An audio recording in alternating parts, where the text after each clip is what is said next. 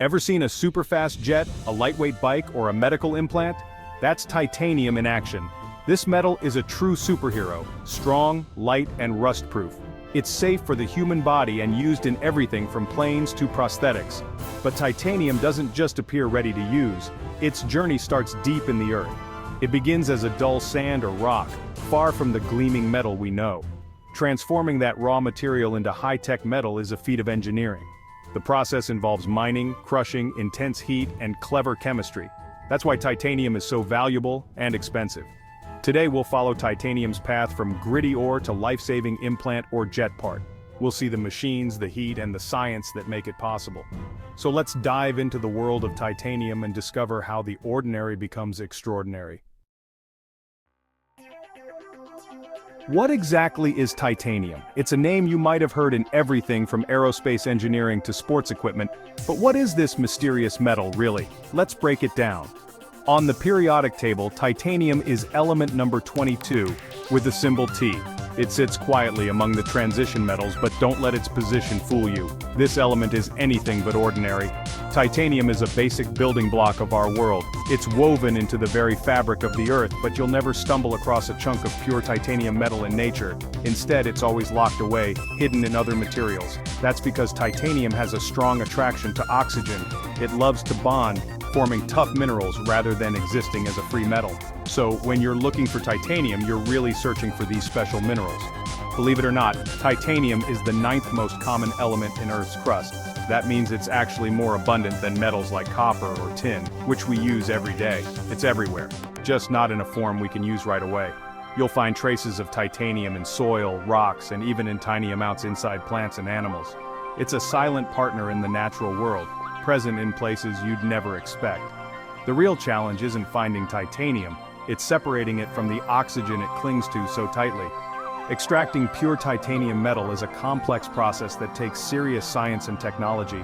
The two main minerals we mine for titanium are ilmenite and rutile. These are the starting points for almost all the titanium we use. Ilmenite is a dense, black mineral, while rutile is a reddish-brown crystal that's even richer in titanium content. Both are essential for titanium production.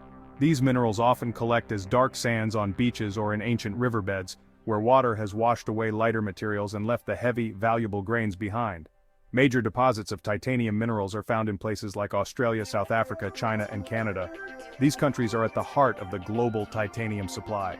Imagine trying to get sugar out of a sandbox. You have to find the richest spots, then carefully separate the sugar from the sand. Mining for titanium is a lot like that, except on a massive industrial scale. Once we've located these sugary spots, it's time to dig in. Huge machines and teams of workers move in to start the extraction process. Next up, how do we actually get titanium out of the ground and turn it into the shiny metal we use in everything from airplanes to medical implants? The adventure continues with mining, an enormous operation that's just the first step in titanium's incredible journey. Let's see how it's done, and discover the fascinating process that transforms raw earth into one of the world's most remarkable metals. So, how do we mine titanium? If it's in mineral sands, we use dredging. Giant floating machines that suck up sand and water. The slurry is pumped through a floating plant where gravity separates the heavy titanium minerals from lighter sand. The result, a concentrated heavy black mineral mix. If the ore is in hard rock, miners drill, blast, and haul the rock to crushers. The rock is ground into powder, then processed to concentrate the titanium minerals. Whether from sand or rock, the goal is the same, a rich concentrate of ilmenite and rutile. This concentrate is still far from pure titanium. It's full of iron and impurities, but it's a crucial first step. We've turned tons of dirt into a valuable pile of raw material. Next, we head to the chemical plant for purification. The real transformation is about to begin. Let's see how we turn this concentrate into something truly useful. Now we have our mineral concentrate, mostly ilmenite and rutile. These are the two main sources of titanium found in nature, and they're mined from deposits all over the world. Ilmenite is a black, iron-rich mineral, while rutile is a reddish, more purified form of titanium oxide. Both are essential starting points for making titanium dioxide. The first step is making titanium dioxide, or TiO2, a brilliant white powder that's incredibly valuable. It's used in everything from paint and paper to sunscreen and even food coloring. Its ability to scatter light makes it the world's most important white pigment, giving products their bright, opaque finish. Most titanium ore ends up as this pigment, fueling a massive global industry.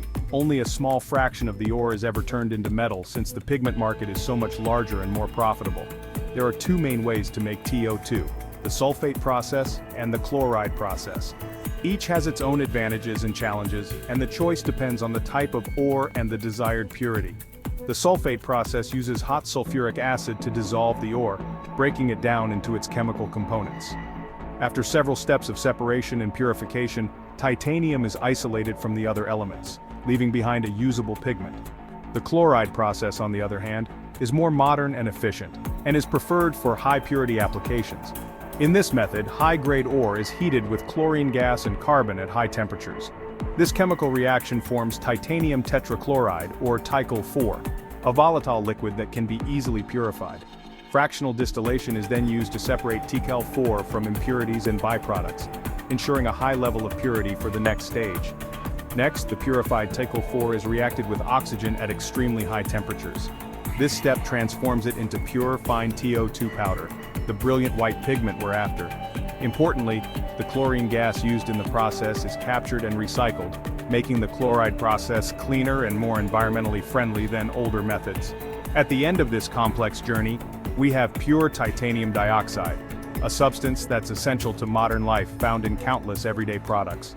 For most titanium ore, the journey ends here, as TiO2 is packaged and shipped around the world to be used in paints, plastics, cosmetics, and more. But for a select portion destined for metal production, this is just the beginning of a much more challenging transformation.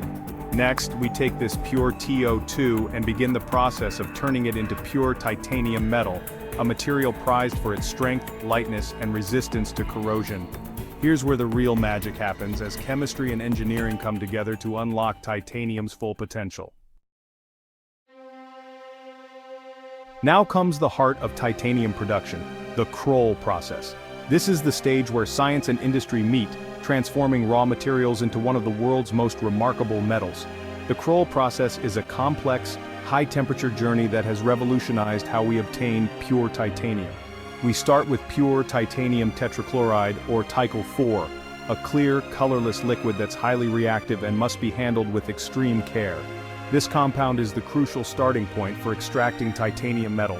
In a sealed, oxygen-free reactor, molten magnesium is added. The absence of oxygen is vital because titanium reacts easily with air, which would ruin the purity of the final product. Ticl-4 is carefully dripped into the reactor, where the molten magnesium acts as a powerful reducing agent. The magnesium steals the chlorine atoms from the Ticl-4, leaving behind pure titanium atoms. This chemical dance is both dramatic and precise, requiring exact temperatures and timing. The result isn't a shiny metal bar, but a porous gray mass known as titanium sponge.